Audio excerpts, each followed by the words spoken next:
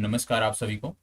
आप सभी की आगामी प्रारंभिक परीक्षा के दृष्टिगत आज से आपका वार्षिकांक शुरू हो रहा है।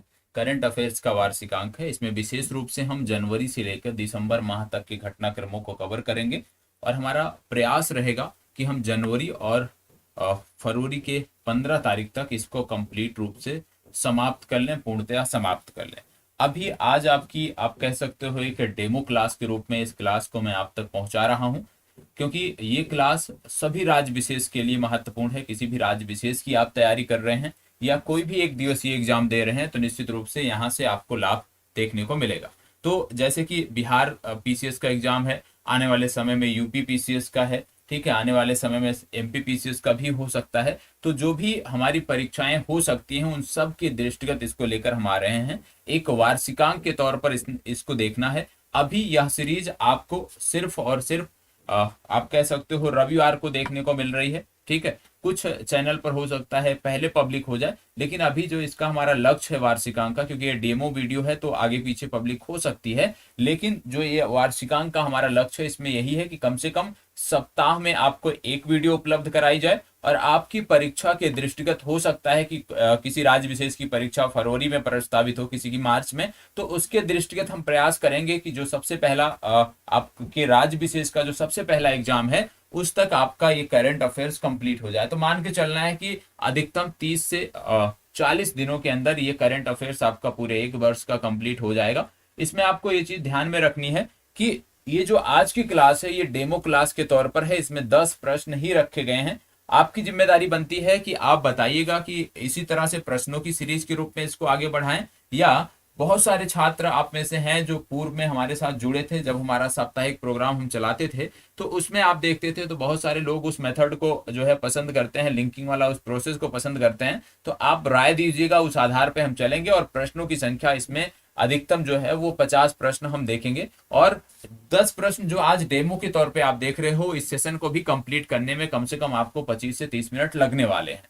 तो इसमें बहुत ही विधिवत तरीके से चीजें आपको दी जाएंगी। हालांकि आप जानते हैं कि जो हमारा डेली बेसिस पर करंट अफेयर्स का प्रोग्राम आता है रात्रि 11 बजे आजाद बीपीएससी एकेडमी मोबाइल, जो आपका यूट्यूब चैनल है आजाद बीपीएससी एकेडमी का, उस पर रात्रि 11 बजे आप देखते होंगे, तो वहां पे काफी डिटेल में चीजें बताई जाती हैं। लेकिन आज की जो एक क्लास है, क्योंकि इसमें वार्षिकांक के तौर पे हम देख रहे हैं, रिवीजन के तौर पे हम देख रहे हैं, तो एक प्रश्न से जुड़ा हुआ सीमित कंटेंट ही आपको यहाँ पे दिया जाएगा। और जो आपका डे बेसिस पे जो आपकी क्लासेस चल रही हैं, प्रत्येक दिन जो आपकी रात्रि 11 बजे का सेशन आजाद बीपीएससी एकेडमी यूट्यूब चैनल पर होता है, वहां पे प्रत्येक प्रश्न के बारे में हम बहुत डिटेल से जाते हैं, उसके बारे में 8 से 10 फैक्ट बताते हैं। लेकिन ये वार्षिकांक है तो यहाँ पे फैक्ट कम होंगे, प्रश्न की संख्या जो है वो ज्यादा होगी, और इसी तर्ज पर हम यहाँ पे आगे बढ़ेंगे। तो चलिए शुरुआत करते हैं, एक एक करके प्रश्नों को देखते हैं। डेमो क्लास के तौर पे है। जो लोग पहली बार देख रहे हैं बीपीएससी एकेडमी के अलावा किसी अन्य चैनल पे देख रहे हैं, तो आपको बताना है कि कैसी लगी आज की क्लास, जिससे इसको हम आगे बढ़ा सकें और इसमें कुछ बदलावों के साथ, कुछ सकारात्मक बदलावों के साथ आपके जो सुझाव होंगे उसको भी इसमें कंसीडर करते हुए हम आगे बढ़ेंगे। आज का पहला प्रश्न जो हमने रखा है, हाल ही में चर्चा में रहा ईडेन समुद्री बीच किस राज्य केंद्र शासित प्रदेश से संबंधित है, आपको बताना है। चलिए बताइएगा, ईडेन समुद्री बीच जो है ये किस राज्य केंद्र शासित प्रदेश से संबंधित है, आपको बताना है। फास्ट जवाब दीजिएगा। इसमें आपको कंसीडर क्या करना है, ये चीज आपको ध्यान में रखना है कि यहाँ पे जैसे राज्य विशेष के दिए हुए हैं, 4 राज्यों के नाम दिए हुए हैं, तमिलनाडु, दमन दीव, आंध्र प्रदेश, पुदुचेरी, इन्हीं में से किसी एक पर आपको चुनाव करना है, किसी एक विकल्प पर आपको जाना है। चलिए बताइएगा, क्योंकि इसको जैसे मैंने बोला कि कई सारे राज्यों के दृष्टिगत ये सीरीज प्रारंभ की जा रही है, तो इसीलिए ई विकल्प भी यहाँ पे दिया है। लेकिन ध्यान रहे, ई विकल्प सिर्फ इसलिए दिया है क्योंकि आपका एक राज्य विशेष है बिहार, जहां पे ई विकल्प भी प्रश्न में दिए होते हैं, इसीलिए यहाँ पे ई विकल्प रखा गया है। यदि आप अन्य किसी राज्य विशेष से देख रहे हैं तो आपको ई विकल्प को इग्नोर कर अन्य विकल्पों पर विचार करना है। चलिए बताइएगा, हाल ही में चर्चा में रहा ईडेन समुद्री बीच किस राज्य केंद्र शासित प्रदेश से संबंधित है, आपको बताना है। आपको पता होगा पिछले दिनों 2 समुद्री बीच, ये क्योंकि हम जनवरी से शुरुआत कर रहे हैं इस घटनाक्रम की, तो याद रखिएगा पिछले दिनों का मतलब कुछ माह पूर्व की बात यहाँ पे हम कर रहे हैं। तो आपको पता होगा इसको कहीं कहीं लिखते हैं ईडन, ठीक है, ईडन कहीं कहीं लिखते हैं, कहीं कहीं ईडेन पढ़ते हैं, तो उसमें आपको कोई डाउट नहीं होना चाहिए। ईडेन के साथ साथ एक और बीच था जिसका नाम था कोलम, तो कोलम तट और ईडेन तट को जो है ये ब्लू फ्लैग सर्टिफिकेट दिया गया था, दोनों को साथ में। आपको बता दें ईडन जो संबंधित था ये पुदुचेरी से संबंधित था, इसके लिए बी विकल्प आपका सही उत्तर होगा। और कोलम की यदि हम बात करते, पूछ लेते कि कोलम कहां से संबंधित है, तो आपको बताना है कि कोलम का संबंध तमिलनाडु राज्य से है। ये आपकी बेसिक जानकारी है जो आपको बतानी होगी, जो आपको जानकारी होनी चाहिए। इसके साथ साथ कुछ अन्य फैक्ट मैं आपको बता दे रहा हूं। जैसे एक यहाँ पे आपको देखने को मिलता है, इसको जो अतिरिक्त फैक्ट है उसको आपको नोट करना है। जो अतिरिक्त फैक्ट हैं उसको आपको नोट करते हुए आगे बढ़ना है। इसमें आपको देखने को मिलता है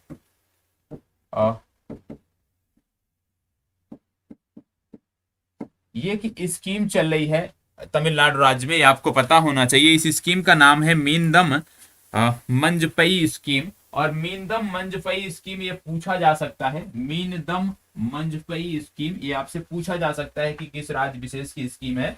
तो याद रखिएगा ये तमिलनाडु राज्य विशेष की स्कीम है, क्योंकि तमिलनाडु लगातार पर्यावरण हित में कार्य कर रहा है, बहुत सारी योजनाएं लेकर आया है। उसी संदर्भ में इन्होंने जो ये स्कीम लाई है, इसके अंतर्गत जैसे मीनदम मंजपई स्कीम के अंतर्गत इन्होंने बोला है कि हम प्लास्टिक बैग का प्रयोग नहीं करेंगे, बल्कि इन्होंने कपड़े का एक विशेष प्रकार का बैग बनाया है और वहां पे ये इसी को प्रोजेक्ट कर रहे हैं, बता रहे हैं कि कपड़े के बैग को प्रयोग किया जाए, प्लास्टिक बैग का प्रयोग ना किया जाए। तो जो मीनदम मंजपई स्कीम है इसमें विशेष रूप से एक प्रकार का कपड़े का बैग बनाया गया है और उसी को राज्य विशेष में जो है प्रमोट किया जा रहा है। तो ये आपको पता होना चाहिए। इसके बाद आपको पता होना चाहिए नरसिंगन पेट्टई, आपने नाम सुना होगा, नरसिंगन पेट्टई। नरसिंगन पेट्टई का यदि आपने नाम सुना है अच्छी बात है, नहीं सुना है तो आज नोट कर लीजिएगा। इसका पूरा नाम है नरसिंगम पेट्टई नागासोरम। क्या नाम है? नागासोरम। पूरा नाम नोट कर लीजिएगा, नागास्वरम। ठीक है, नरसिंगन पेट्टई नागास्वरम। पूछा जा सकता है यह क्या है, तो आपको बता दें नरसिंगन पेट्टई नागास्वरम जो है ये तमिलनाडु राज्य का, याद रखिएगा, तमिलनाडु राज्य का एक वाद्य यंत्र है जिसको जीआई टैग मिला है। ठीक है, क्या मिला है इसको जीआई टैग दिया गया है, ये आपको पता होना चाहिए। तो याद रखना है नरसिंगन पेट्टई नागास्वरम जो कि एक वाद्य यंत्र है, इसको भी जीआई टैग मिला है, ये आपको पता होना चाहिए। इसके साथ साथ आपको पता होना चाहिए कि जब हम बात कर रहे हैं तमिलनाडु की, तो तमिलनाडु के बारे में इनकी जो वाइल्ड लाइफ सेंचुरी है बहुत पूछी जाती है, वन्य जीव अभ्यारण्य बहुत पूछे जाते हैं, नेशनल पार्क है तमिलनाडु के, ये अवश्य आपसे पूछे जाते हैं। तमिलनाडु के संदर्भ में कई सारी पहाड़ियां हैं जो आपकी परीक्षाओं में देखने को मिलती हैं। तो कहने का मतलब है कि जब आप किसी राज्य विशेष को पढ़ते हो, ठीक है, किसी भी राज्य विशेष के बारे में आप पढ़ते हो, तो आपके लिए जरूरी है कि तुरंत आपको एटलस ओपन करना चाहिए और वहां पे जाके राज्य विशेष से संबंधित जो स्थलाकृतियां हैं, जो भौगोलिक स्थिति है, उसका भी आपको ज्ञान होना चाहिए। तो आपकी जिम्मेदारी बनती है तमिलनाडु से संबंधित पहाड़ियों को भूगोल के परिप्रेक्ष्य में पढ़ लीजिएगा, यहाँ की वाइल्ड लाइफ सेंचुरी और नेशनल पार्क को भी आपको पढ़ना है। तो ये जानकारी आपकी हो गई पहले प्रश्न से। बढ़ते हैं प्रश्न संख्या 2 पर और देखते हैं प्रश्न संख्या 2 में क्या पूछा जा रहा है। प्रश्न संख्या 2 कह रहा है हाल ही में चर्चा में रहे कावेरी वन्यजीव अभ्यारण्य का संबंध किस राज्य से है। ठीक है, कावेरी वन्यजीव अभ्यारण्य किस राज्य से संबंधित है, ये आपको बताना है। हाल ही में चर्चा में रहा, ऐसा होना चाहिए इसको, चर्चा में रहा कावेरी वन्यजीव अभ्यारण्य किस राज्य से संबंधित है, चलिए बताइएगा।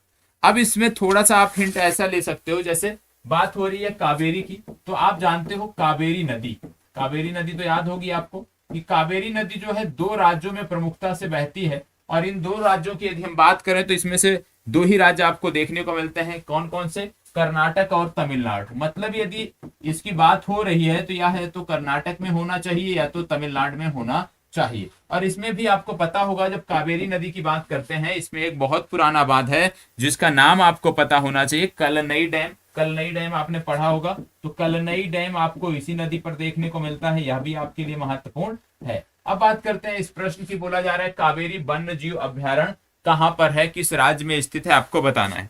चलिए बताइएगा। आपको बता दें इसी तरह के मिलते जुलते के कुल 3 वन्य जीव अभ्यारण्य है। एक का नाम है कावेरी, कावेरी साउथ, ठीक है, एक का नाम है कावेरी, याद रखिएगा। ये तीनों नाम मिलते जुलते हैं और इसी वजह से हम अपनी परीक्षाओं में गलतियां कर बैठते हैं, इसको आपको याद रखना है। एक है कावेरी नाथ, ठीक है, ये भी वाइल्ड लाइफ सेंचुरी है, वन्य जीव अभ्यारण्य है ये भी। तो 3 वाइल्ड लाइफ सेंचुरी देखने को मिल गई। एक हो गई कावेरी वाइल्ड लाइफ सेंचुरी, एक हो गई Kaveri south wild life sanctuary, एक हो गई Kaveri north wild life sanctuary. अब आपसे तीनों के बारे में पूछा जा सकता है। यहाँ पे ध्यान रखिएगा, यदि आपसे पूछा जाए कावेरी वन्य जीव अभ्यारण्य कहाँ पे है, तो आप टिक करोगे कर्नाटक में, कि कावेरी वन्य जीव अभ्यारण्य कर्नाटक में देखने को मिलता है। यदि आपसे पूछ लिया जाए Kaveri south wild life sanctuary कहाँ है या Kaveri north wild life sanctuary कहाँ है, तो आप तमिलनाडु राज्य को टिक करोगे, ये आपका सही उत्तर होगा। ठीक है, तो याद रखना है, कावेरी नाम देख के ही टिक नहीं कर देना है, बल्कि कावेरी यदि पूछा जाए तो कर्नाटक, कावेरी नॉर्थ या कावेरी साउथ पूछा जाए तो तमिलनाडु राज्य आपको टिक करना है, ये आपको पता होना चाहिए। आपको पता होगा कदाउर वाइल्ड लाइफ सेंचुरी इन दिनों चर्चा में है। कदाउर वाइल्ड लाइफ सेंचुरी इन दिनों चर्चा में है। और कदाउर वाइल्ड लाइफ सेंचुरी की यदि हम बात करें चर्चा में क्यों है, क्योंकि ये भारत की पहली वाइल्ड लाइफ सेंचुरी बनाई गई है। याद रखिएगा, भारत की पहली वाइल्ड लाइफ सेंचुरी बनाई गई है जहां पे सिलेंडर लोरिस को जो है संरक्षित किया जा रहा है। किसको?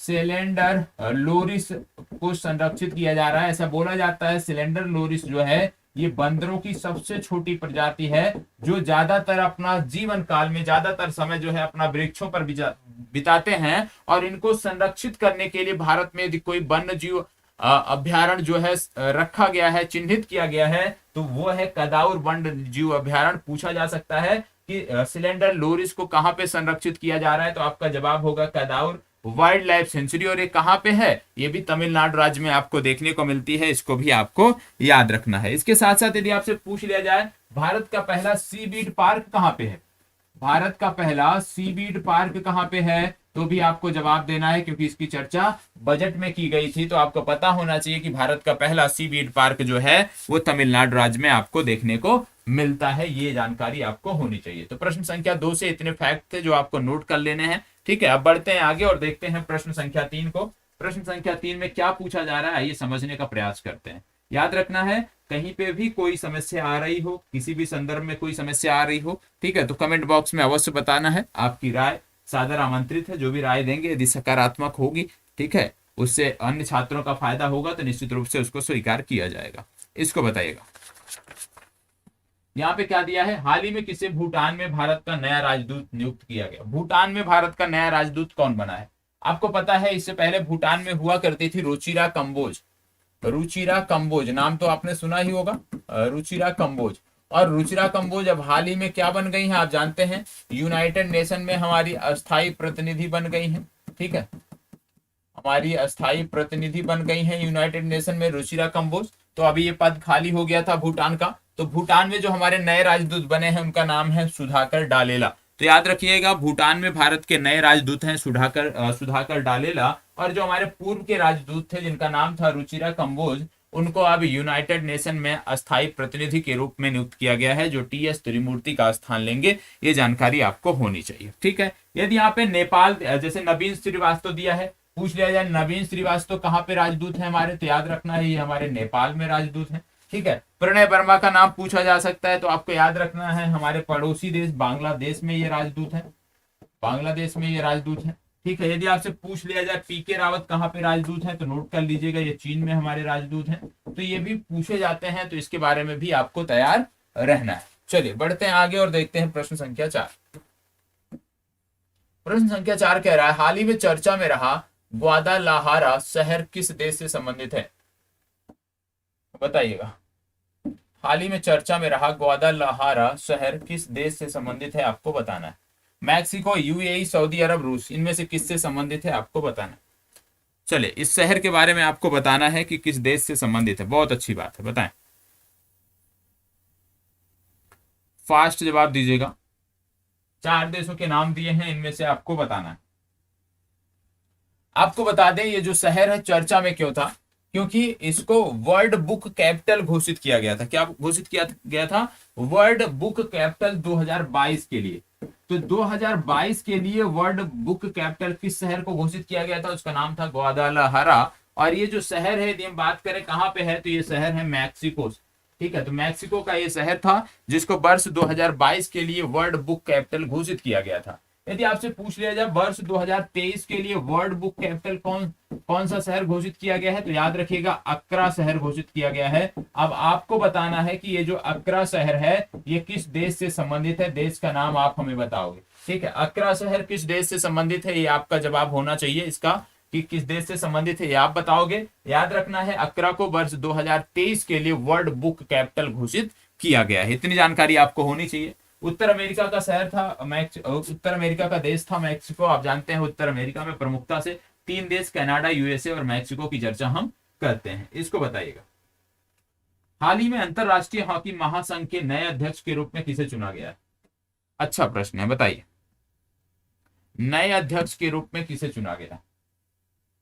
देखो आपको बता दें कि कई जगह पे यदि आपने पूर्व में पढ़ा होगा ना, तो मुझे पता है कि आपने सैफ अहमद का नाम याद किया होगा, क्योंकि जब नरेंद्र ध्रुव बत्रा जी थे इन्होंने इस्तीफा दिया था तो कार्यवाहक के रूप में सैफ अहमद को नियुक्त किया गया था, लेकिन ये कार्यवाहक थे। अब अस्थाई यहाँ पे प्रतिनिधित्व कर रहे हैं मोहम्मद तैयब इकराम। तो याद रखना है आज के समय में अंतरराष्ट्रीय हॉकी महासंघ के आप कह सकते हो अध्यक्ष के तौर पर हैं मोहम्मद तैयब इकराम। और मोहम्मद तैयब इकराम कहाँ से संबंधित हैं, यदि हम देश की बात करें तो याद रखना है मोहम्मद तैयब इकराम का संबंध पाकिस्तान से है, ये एक पाकिस्तानी है। सैफ अहमद की बात करें तो सैफ अहमद का संबंध था मिस्र से, जिसको इजिप्ट भी आप बोलते हो, मिस्र देश से इनका संबंध था। ये मिस्र के आप कह सकते हो व्यक्ति थे जिन्होंने इस पद को ग्रहण किया था। मिस्र की बात करें तो मिस्र में एक शहर आता है जिसका नाम है शर्म अल शेख। क्या नाम है? शर्म अल शेख। और शर्म अल शेख शहर क्यों है आपको याद रखना है, क्योंकि कॉन्फ्रेंस ऑफ पार्टी COP27 जो बैठक होगी वो यहीं पर देखने को मिलेगी। तो याद रखना है शर्म अल शेख में COP27 की बैठक होगी, ये आपको पता होना चाहिए। मिस्र की बात कर रहे हो तो मिस्र हाल ही में आप जानते हो मिस्र ने एक संगठन को ज्वाइन किया है जिसको बोलते हैं न्यू डेवलपमेंट बैंक। किसको ज्वाइन किया है? न्यू डेवलपमेंट बैंक को ज्वाइन किया है। और न्यू डेवलपमेंट बैंक वही है जिसके अध्यक्ष है मार्कोस पराडो ट्रोंजियो, इसके अध्यक्ष हैं, ये आपको पता होना चाहिए, ब्राजील के व्यक्ति हैं। और न्यू डेवलपमेंट बैंक की बात करते हैं तो 4 देशों ने अभी हाल ही में इसको ज्वाइन किया है, जिनमें बांग्लादेश का नाम आता है, जिनमें UAE का नाम आता है, जिनमें उरुग्वे का नाम आता है। और उरुग्वे के बाद जो सबसे नवीनतम देश है वो है मिस्र। तो इन 4 देशों का भी नाम याद रखना है कि न्यू डेवलपमेंट बैंक में जुड़े ये 4 नवीनतम देश हैं। और न्यू डेवलपमेंट बैंक के अध्यक्ष हैं मार्कोस पराडो ट्रोंजियो, और ये ब्राजील के एक व्यक्ति हैं, इनका नाम आपको पता होना चाहिए। ठीक है, और इसके साथ साथ आपको पता होना चाहिए कि अभी हाल ही में यूथ पार्लियामेंटेरियन की बैठक हुई थी, और यूथ पार्लियामेंटेरियन की जो बैठक हुई थी वह भी मिस्र में आयोजित की गई थी, यह भी जानकारी आपको होनी चाहिए। ठीक है, अब जैसे आपने मिस्र के बारे में देखा, यदि आप थोड़ा सा जागरूक हैं तो निश्चित रूप से आप क्या करेंगे, आप जाएंगे मैप खोलेंगे और मैप में जाके मिस्र के बारे में देखेंगे। और जब जाके आप मिस्र के बारे में देखेंगे तो आपको पता चलेगा कि भैया यहाँ पे लाल सागर है, और लाल सागर हो गया, इससे आपको देखने को मिलता है कि मिस्र की जो सीमा है वो लगती है। तो आप क्या करोगे कि लाल सागर से कौन कौन से देश सीमा साझा करते हैं उसके बारे में आप देख लोगे कि इसमें कौन कौन से देश हैं जो अफ्रीका कॉन्टिनेंट के हैं, कौन कौन से ऐसे देश हैं जो गैर अफ्रीका कॉन्टिनेंट के हैं, उनके बारे में आप देख लोगे। और जब आप लाल सागर देखने जाते हो तो आपको एक जलसंधि भी देखने को मिलती है, और निश्चित रूप से आप उसको जो हॉर्न ऑफ अफ्रीका की जब संज्ञा देते हैं तो उसमें जाके आप देखोगे कि कौन कौन से देश आते हैं हॉर्न ऑफ अफ्रीका में, और वहां पे कौन सी जलसंधि है इसको भी आप जाके देखोगे। तो क्या है कि जब आप करंट अफेयर्स देखते हो ना, यदि आप करंट अफेयर्स से चाहो तो आपकी जो विषय वस्तु है भूगोल वो बहुत अच्छे से तैयार हो जाए, लेकिन उसमें क्या है कि सिर्फ आपको, जैसे आपने देखा कि मिस्र में किसी चीज का आयोजन हो रहा है तो वहीं पे पढ़ के यदि आप रुक जाते हो ना तो आपकी जानकारी नहीं बढ़ेगी। लेकिन जब थोड़ा सा आप खुद से जागरूक होते हो, आप खुद से जाके उसको देखते हो, तो वहां से चीजें आपके लिए लाभकारी होती है। तो आपकी जिम्मेदारी बनती है कि आप जाके देखिएगा कि लाल सागर से कौन कौन से देश हैं जो सीमा बनाते हैं, यहाँ पे कौन सी जल संधियां है, और जो देश हैं उनकी राजधानियों का नाम भी आप बताओगे। साथ ही साथ क्योंकि अफ्रीका कॉन्टिनेंट की बात कर रहे हैं, हम मिस्र की बात कर रहे हैं, तो मिस्र के बगल के जो पड़ोसी देश हैं वो हॉर्न ऑफ अफ्रीका में आते हैं। तो हॉर्न ऑफ अफ्रीका में कौन कौन से देश आते हैं उनका भी जिक्र आप करोगे, कमेंट बॉक्स में अनिवार्य रूप से इसका जवाब आपको देना है। चलिए शुरुआत करते हैं अगले प्रश्न। अगला प्रश्न, United nation conference on disarmament के लिए भारत का अस्थायी प्रतिनिधि किसे चुना गया? देखो ये प्रश्न इसलिए रखा है क्योंकि यदि ये प्रश्न मैं नहीं रखता तो आप में से ज्यादातर लोग रुचिरा कंबोज को टिक करते, रुचिरा कंबोज को आप अपना जवाब मानते, लेकिन आप क्या है कि यहाँ पे ये नहीं पढ़ते कि किसके लिए बात हो रही है, डिसआर्मामेंट के लिए बात हो रही है, निशस्त्रीकरण के लिए बात हो रही है। तो याद रखना है, जब आपसे पूछा जाए कि यूनाइटेड नेशन में भारत की अस्थायी प्रतिनिधि कौन है, तब आप रुचिरा कंबोज का नाम टिक करोगे। लेकिन जब प्रश्न कुछ और पूछा जाए, ठीक है, क्योंकि ज्यादातर लोग क्या है, अस्थायी प्रतिनिधि देखते, यूनाइटेड नेशन देखते, और यदि रुचिरा कंबोज नाम दिया होता तो आंख मूंद कर आप टिक कर देते। ये गलती मत करिएगा। यहाँ पे जब हम बात कर रहे हैं यूनाइटेड नेशन कॉन्फ्रेंस ऑन डिसआर्मामेंट के लिए, तो भारत का अस्थायी प्रतिनिधि यहाँ पे चुना गया है अनुपम रे को। ए विकल्प इसके लिए सही उत्तर है। ठीक है, अनुपम रे को चुना गया है, ये जानकारी आपको होनी चाहिए। आपको बता दें यूनाइटेड नेशन के संबंध में कुछ तिथियां महत्वपूर्ण है, जैसे 18 जून आपको याद रखना है। ठीक है, 24 जून आपको याद रखना है। क्यों याद रखना है भी मैं आपको बता रहा हूं। 18 जून हो गया, 24 जून हो गया, इसके बाद 15 मार्च आपको याद रखना है। अब इनको याद क्यों रखना है, सबसे पहले 15 मार्च से शुरुआत करते हैं। यूनाइटेड नेशन ने बोला है कि हम 15 मार्च को इस्लामोफोबिया को रोकने के लिए अंतरराष्ट्रीय दिवस मनाएंगे। तो यदि आपसे पूछ लिया जाए इस्लामोफोबिया को रोकने के लिए अंतरराष्ट्रीय दिवस यूनाइटेड नेशन कब मना रहा है, तो आपका जवाब होगा 15 मार्च। यदि आपसे पूछ लिया जाए कि हेट स्पीच को रोकने के लिए अंतरराष्ट्रीय दिवस यूनाइटेड नेशन कब मना रहा है, तो आपका जवाब होगा 18 जून। यदि आपसे पूछ लिया जाए कि महिलाओं की जो भागीदारी है, विशेष रूप से जब आप बात करते हो अंतरराष्ट्रीय इंटरनेशनल डिप्लोमेसी में, तो इंटरनेशनल डिप्लोमेसी में महिलाओं की भूमिका को याद करने के लिए जो दिवस मनाया जाता है वो दिवस है 24 जून। तो ये तीनों तिथियां आपको पता होना चाहिए, इस्लामोफोबिया विशेष रूप से, और इस्लामोफोबिया के साथ साथ दूसरा हेट स्पीच वाला तो अवश्य याद रखना चाहिए। साथ ही साथ महिलाओं का जो आप कह सकते हो इंटरनेशनल डिप्लोमेसी में जो महिलाओं का योगदान बढ़ रहा है, उसके संबंध में जो दिवस मनाया जा रहा है वो भी आपको याद रखना है, 24 जून का दिन। चलिए बढ़ते हैं आगे, इसको बताइएगा। हाल ही में चर्चा में रही रचना सम्राट अशोक के लेखक कौन है, विशेष रूप से यूपी वाले ध्यान देंगे, यूपी के लिए बहुत महत्वपूर्ण प्रश्न है, बताइएगा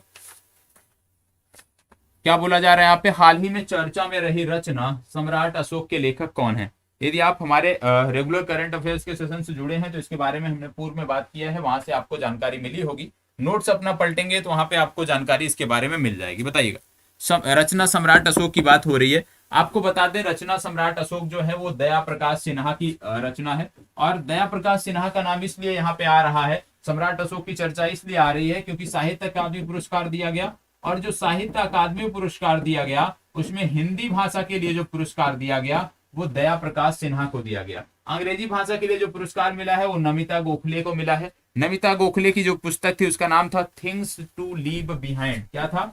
थिंग्स टू लीव बिहाइंड, ये आपको पता होना चाहिए। थिंग्स टू लीव बिहाइंड ये नमिता गोखले की रचना है, जिसके लिए इनको अंग्रेजी का साहित्य अकादमी पुरस्कार, और दया प्रकाश सिन्हा की जब बात करते हैं तो इनको साहित्य अकादमी पुरस्कार हिंदी भाषा के लिए, और इनकी रचना थी सम्राट अशोक। दोनों जानकारी आपको याद रखनी चाहिए। अब यहाँ पे आपके दिमाग में एक प्रश्न आता होगा कि भाई साहित्य अकादमी जो पुरस्कार है ये कितनी भाषाओं के लिए दिया जाता है, तो आपको पता होगा साहित्य अकादमी जो पुरस्कार है ये कुल 24 भाषाओं के लिए दिया जाता है, जिनमें से 22 भाषाएं ऐसी हैं जो हमारे संविधान की 8वीं अनुसूची में शामिल हैं।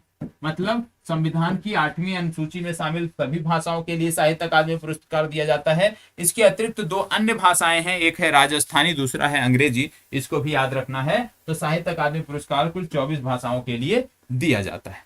आगे बढ़ते हैं। हाल ही में चर्चा में रहा लखवार डैम किस नदी पर बन रहा है। लखवार डैम किस नदी पर बन रहा है आपको बताना है। चलिए फास्ट जवाब दीजिएगा, लखवार डैम किस नदी पर बन रहा है। लखवार डैम की बात करें तो याद रखना है कि लखवार डैम सबसे पहले आपको याद रखना है कि उत्तराखंड में बन रहा है, और चुनाव से पहले एक लंबा प्रोजेक्ट उत्तराखंड में भारतीय प्रधानमंत्री ने शुरू किया था, तो वहीं से ये चर्चा में आया। ये जो प्रोजेक्ट है ये यमुना नदी पर बन रहा है। ठीक है, तो इसको याद रखना है। लखवार डैम की जब बात करते हैं तो यमुना नदी आपको याद रखना है। इसके साथ साथ आपको कुछ चीजें और याद रखनी है, जैसे कि new education policy, pre primary स्तर पर न्यू एजुकेशन पॉलिसी लागू करने वाला भारत का पहला देश बना था उत्तराखंड। और जब न्यू एजुकेशन पॉलिसी की बात करते हैं तो इसमें क्या क्या चीजें जो हमें याद रखनी है, जैसे बोला गया था कि जीडीपी का 6% हम शिक्षा पर खर्च करेंगे। इसके अतिरिक्त बोला गया था कि जो नामांकन है 50%, उसको हम जो आप कह सकते हो उच्च शिक्षा में जो नामांकन है उसको 50% तक ले जाएंगे। कब तक? वर्ष 2035 तक, और यह बोला गया था कि वर्ष 2030 तक हमारा लक्ष्य होगा कि 100% स्कूली नामांकन हो, बच्चों का 100% स्कूलों में नामांकन हो। तो ये 3 लक्ष्य भी आपको पता होना चाहिए कि जीडीपी का 6% खर्च करने की बात की गई थी। ये बोला गया था कि उच्च स्तर पर यदि हम बात करें उच्च जो शैक्षणिक कार्यक्रम है उनमें 50% कम से कम इनरोलमेंट होगा। इसके बाद दूसरा बोला गया था कि वर्ष 2030 तक हमारा लक्ष्य रहेगा कि स्कूलों में 100% इनरोलमेंट हो। तो ये भी आपको पता होना चाहिए। ये 3 आप कह सकते हो प्रमुख लक्ष्य हैं। इसके साथ साथ उत्तराखंड में एक चल रही है परियोजना जिसका नाम है पर्वतमाला। पर्वतमाला के अंतर्गत जो है विशेष रूप से 3 रोपवे बनाए जा रहे हैं 3 जगहों पर। पहला चंडी मंदिर में बनाया जा रहा है, दूसरा केदारनाथ धाम में बात हो रही है बनाने की, और तीसरा है हेमकुंड साहिब में। तो हेमकुंड साहिब, केदारनाथ धाम और चंडी मंदिर, इन तीनों स्थानों पर रोपवे बनाने की बात की गई है और इसी को बोला गया है पर्वतमाला प्रोजेक्ट। ये आपको पता होना चाहिए। इसके साथ साथ आपको बता दें एक प्रोजेक्ट है हमारा P17A। आप में से बहुत सारे लोगों को पता होगा, ठीक है। P17A, P17A में क्या था? P17A में विशेष रूप से 7 जहाजों का निर्माण करना था, जिनमें 4 जहाजों का निर्माण करता मझगांव डॉकयार्ड, ठीक है, और 3 जहाजों को इसमें बनाएगा जिसका नाम है garden reach ship builders limited, ठीक है। आपको पता होना चाहिए कि मझगांव डॉकयार्ड कहाँ पे है या garden reach ship builders limited कहाँ पे है, ये आपको जानकारी होनी चाहिए। अब इसकी चर्चा हमने क्यों की है? क्योंकि इनमें से 4 जहाज अभी तक बन गए हैं। 4 कौन कौन से बने हैं? पहला बना था नीलगिरी, दूसरा बना था हिमगिरी, तीसरा बना था उदयगिरी, और चौथा जो बना है ये आपके लिए महत्वपूर्ण है, ये है दूनागिरी, ठीक है। तो 4 बन चुके हैं, बाकी 3 अभी बनना बाकी है। और ये जो दूनागिरी है इसी के संदर्भ में हमने इस प्रश्न की चर्चा की है, क्योंकि ये दूनागिरी नाम रखा गया है, ये उत्तराखंड की एक पहाड़ी है और इसी के नाम पर उस जहाज का नाम रखा गया है। तो चारों आपको पता होना चाहिए, नीलगिरी, हिमगिरी, उदयगिरी और दूनागिरी। ये प्रोजेक्ट 17A के तहत जो 7 जहाजों का निर्माण किया जा रहा है, किसके द्वारा? मझगांव डॉकयार्ड और गार्डन रीच शिप बिल्डर्स के द्वारा। उनमें से ये 4 हैं, याद रखिएगा। जैसे मैंने क्रम बताया है, तो पहला बनाया है मझगांव डॉकयार्ड ने, दूसरा बनाया है गार्डन रीच शिप बिल्डर्स ने, फिर तीसरा बनाया है मझगांव डॉकयार्ड ने, और चौथा बनाया है गार्डन रीच शिप बिल्डर्स ने। इसी क्रम में इनको याद रखना। नाम फिर से बता दे रहा हूं, नीलगिरी, हिमगिरी, उदयगिरी और दूनागिरी, ये 4 बन चुके हैं, ठीक है। चलिए बढ़ते हैं आगे और देखते हैं अगला प्रश्न। इसको बताइएगा, निम्नलिखित में से किस देश ने हाल ही में संघाई सहयोग संगठन की सदस्यता ली है? संघाई सहयोग संगठन की सदस्यता हाल ही में किसने जो है ज्वाइन की है संघाई सहयोग संगठन की? आपको बताना है। चलिए बताइएगा, संघाई सहयोग संगठन को हाल ही में किसने ज्वाइन किया है? ईरान, बहरीन, सऊदी अरब या इसराइल? बताइएगा किसने ज्वाइन किया है। चले इसमें नोट कर लीजिएगा कि इसको अभी हाल ही में ईरान ज्वाइन किया है, ईरान ने। ए विकल्प इसका सही उत्तर होगा। आज का लास्ट प्रश्न, वर्ष 2026 के लिए विंटर ओलंपिक किस देश में खेले जाएंगे? वर्ष 2026 के लिए विंटर ओलंपिक किस देश में खेले जाएंगे आपको बताना है। देखो विंटर ओलंपिक की बात हो रही है और वर्ष 2026 की बात हो रही है, तो याद रखना है वर्ष 2026 का जो विंटर ओलंपिक होगा वो इटली में खेला जाएगा, ये आपको पता होना चाहिए। लेकिन यहाँ पे 2 प्रश्न और आपको पता होना चाहिए। जैसे यदि आपसे पूछ लिया जाए यूथ विंटर ओलंपिक कहाँ पे होंगे, तो यूथ विंटर ओलंपिक होंगे आपके गैंगवान में। गैंगवान किस देश का शहर है? साउथ कोरिया, दक्षिण कोरिया का शहर है। यदि आपसे पूछ लिया जाए यूथ समर ओलंपिक कहाँ पे होंगे, तो यूथ समर ओलंपिक जो है वो डकार में होंगे। सेनेगल जो देश है उसके आप कह सकते हो उसका एक शहर है डकार, जहां पे ये होंगे। तो ये दोनों पता होना चाहिए कि यूथ विंटर ओलंपिक पूछा जाए तो गैंगवान, यूथ समर ओलंपिक पूछा जाए तो डकार आपको टिक करना है, ठीक है। अब आपकी जिम्मेदारी बनती है कि जो आज आपने डेमो क्लास इसको देखा है, डेमो क्लास के तौर पर इसको आप देखा है, ये आपके लिए कितनी लाभकारी है ये हमें कमेंट बॉक्स में आप अवश्य बताइएगा। और जो आपका रिव्यू होगा हम उस आधार पे फिर आगे बढ़ेंगे। जो आपके सुझाव होंगे निश्चित रूप से उसको हम समाहित करेंगे और फिर जो अगले सप्ताह आपकी वीडियो आने वाली है उसमें बहुत ज्यादा परिवर्तन और प्रश्नों की संख्या भी आपको अच्छी खासी देखने को मिलेगी। तो आज के लिए इस सेशन को यहीं पे समाप्त करते हैं। कहीं पर भी कोई डाउट है तो कमेंट बॉक्स के माध्यम से पूछ सकते हैं, और कोई सलाह या सुझाव देना चाहते हैं तो वो भी आप कमेंट बॉक्स के माध्यम से दे सकते हैं। और बाकी ये वीडियो कैसी लगी, ये क्लास कैसी लगी, और प्रश्नों की संख्या जब 50 होगी तो निश्चित रूप से ये 2 से ढाई घंटे की क्लास बनेगी, तो वो भी आपको बताना है कि पढ़ाने का तरीका और अन्य चीजें आपको कैसी लगी। धन्यवाद, बहुत बहुत आभार।